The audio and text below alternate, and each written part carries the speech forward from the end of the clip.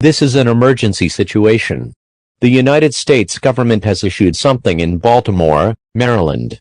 At 1:28 a.m., a ship named Dale hit in the Francis Scott Key Bridge. At 1:24 a.m., the ship's electrical power went out.